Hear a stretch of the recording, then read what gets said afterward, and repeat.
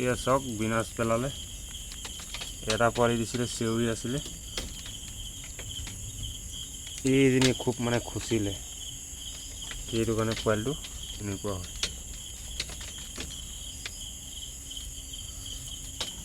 খুচা খুচি লাগিলে পোৱালি এনেকুৱাই জন্ম হয়, বিনাশ পেলাই দিয়ে।